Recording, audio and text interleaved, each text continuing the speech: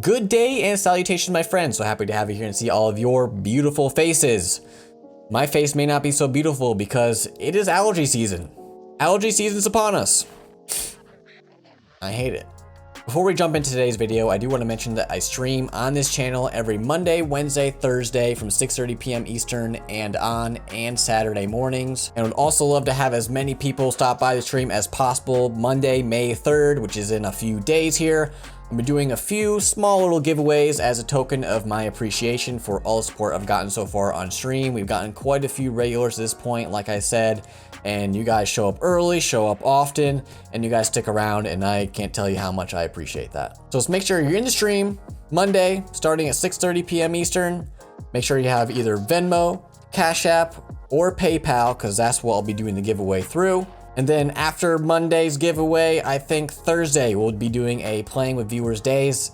If you're new here, I do play Warzone, so that's what we'll be playing. And if that's something that interests you, then, like I said, pop on by.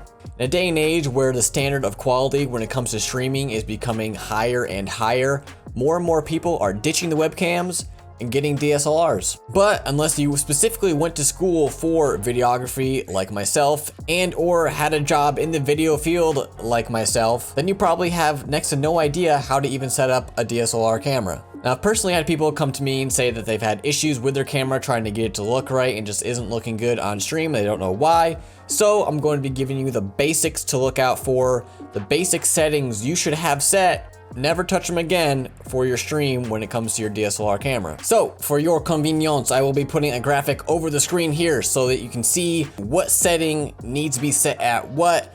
This graphic that you'll see is a general layout of what most DSLR screens will look like.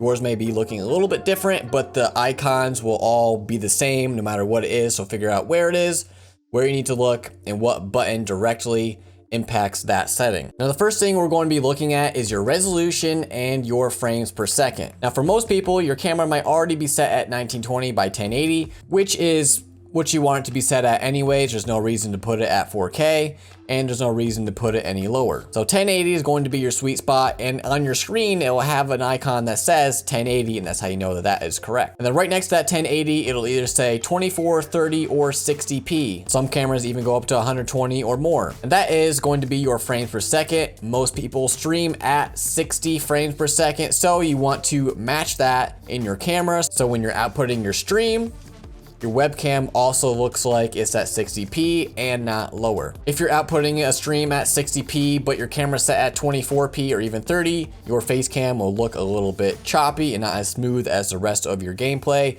So in order to fix that, make sure it says 60p right next to it, and voila. Now that's a pretty basic setting, and most people probably already know this. However, the next few, unless you're an actual videographer or someone who's familiar with cameras even a little bit, may be a little confusing. So I won't get into the scientifics behind it, but just make sure that these are set at these values in order for your webcam to look its best. Which brings us to our next setting, and this one may be the most important one of them all, because this one can really destroy the look of your camera. This one can also make it look choppy and like a weird ghost effect, and overall just give you just a really bad looking image, and that is going to be your shutter speed. And the shutter speed icon should look like this on every single DSLR. And the basic rule of thumb for shutter speed is it should be double your frames per second. So for streaming, we say we're streaming at 60 frames per second. So we put our camera at 60 frames per second.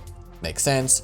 That means your shutter speed should be double that, which is 120. However, you may see in your camera that it might say 1/125, which is totally fine because that's the closest we can get to 120. And this gives your camera the most natural looking motion blur that you'll have in your camera when moving around, like so.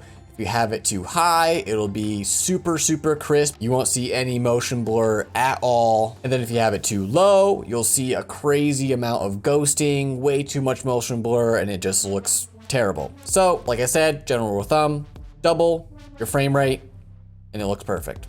Editing Corey here, and it appears I forgot to talk about one little thing, and that is this little icon right below me here that says f4.0. This is your aperture, and basically this is how you get that blurry background that every single person talks about and that every single person wants. Because this setting right here is what deems your face cam as quality or not to a lot of people. So So when it comes to aperture, the lower number you have, the more light is going to let into your camera, which is natural light, so it won't be grainy like the ISO we talked about. And also, the blurrier your background will be. Now, how low you can get this number depends on the lens you put on your camera. The lens I have on this camera currently only allows me to go as low as the number you see below me right now at 4.0. Now, I'm fine with this number only going as low as 4 for a couple of reasons. One is because I want you guys to be able to still see what's in my background. If I have that number too low, then the background gets even blurrier. It's hard to see what's going on back there. You wouldn't be able to see my dogs running around behind me. And also, the lower the number gives you what we call in the video industry a shallow depth of field, which if you go too shallow because you're trying to get as blurry as possible, then sometimes it can mess with your autofocus, which is an automatic setting we'll talk about later. So to remove that risk and to help people see what's going on in your background, assuming you want to dress it up and make it look nice, keep this probably around this 4 mark that I have right now, maybe at worst a 2.8. Now, here's the last manual setting I'll talk about before we talk about the last two, which are auto settings that I would recommend, especially for people who don't know much about cameras. And the last manual setting is your ISO or ISO. And for this one, there's really no set rule on what number it should be at. Really, you just kind of over time have to know your camera. Like for instance, I said before, I have a Sony branded camera and they are really good with ISO. And before I dive too much further into ISO, I should mention first that basically what ISO is artificial light. So the higher your ISO value, the brighter your image, the lower, obviously the darker your image. And if you have an already really dark room, really dark stream, you think the easy solution is bump this way up and you're good to go, be careful because it is artificial light, like I said. So the more artificial light you introduce to your image, yes, the brighter it gets, but also the grainier it gets. So don't just think because maybe you don't have a light shining on your face while streaming or any sort of bright source shining on you while you're streaming that you can just bump up the ISO way up and you're good to go.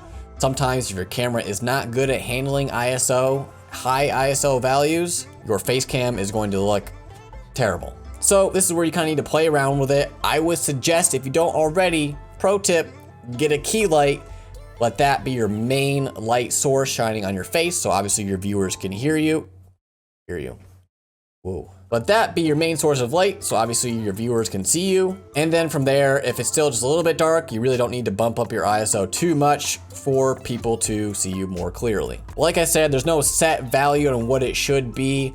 Make sure you just kind of play around with it. And maybe if you can, do a little bit of a test stream, watch it back, see if it looks good to you. If it does, you're good to go. And as far as manual settings, things that you need to personally set yourself, that about sums it up. Now moving on to the 2 auto settings I would set if you know nothing about cameras at all, and that is going to be your autofocus and your auto white balance. For the most part these days, autofocus and auto white balance are pretty good for newer cameras. They can get a little wonky sometimes, especially if your autofocus isn't that good or your auto white balance isn't that good. If you have changing colors in your background, different RGBs, or if you stream in a room where there's a lot of natural light from the sun, and the sun's kind of going behind clouds and back out, those kind of things can really affect your white balance. You may get really yellow at times, may get really blue at times. It really depends on your environment. If you have a pretty fixed environment, not much sunlight coming in, your RGB stays the same color the whole time, as well as your key light that's shining on you stays the same color the whole time, then you should be fine with that. However, for the most part, they do a pretty good job at adjusting to surroundings if you do have changing colors. So I would just leave this at auto white balance. And honestly, you should be good with that. And when it comes to autofocus, if your camera has it available, I would use face detection. The software these days within newer cameras are pretty good at detecting human faces, and for the most part during your stream, you should be completely fine. You should be the focal point, crystal clear, and good to go with that. And if you don't have face detection or don't even know where to find it, then you're probably fine just leaving it on the normal autofocus setting. So don't stress over that one too much. Both of these settings for auto should be fine, especially if you have somewhat of a new camera. It doesn't even need to be brand new. Most cameras you get your hands on today are really good at both of these settings. The reason I felt the need to make this video is because I get a lot of comments on how good my face cam actually looks while live. And to be quite honest, most of the work is done in my camera. I don't mess with many settings inside of Streamlabs OBS. I do tweak a few things here and there. And if there's something that would interest you guys, I can do a full video on start to finish how to use a DSLR for your stream, from the right cords and connections you need to get it from your PC to your stream. Obviously, these settings we can use again for in-camera, what settings you need to use inside Streamlabs OBS, the whole shebang. So if that's something that would interest you guys, then leave it down in the comments below and I can definitely make that for you. And if you guys found this video helpful, then please leave a like on the video because it actually does help the channel. The more likes we get, that's what YouTube sees as really good engagement. The more likes we can get on this video, the more YouTube's like, hey, this might be a pretty good video. More people should see it. And obviously we want as many people to find it as possible because it could help a lot of people out there, because I have seen a lot of issues when it comes to settings with DSLRs. And if you found this video really helpful, consider hitting that subscribe button and turning on notifications to get notified every single time I post videos just like this one. And past that, that's all I have for this one. I'll catch you in the next one.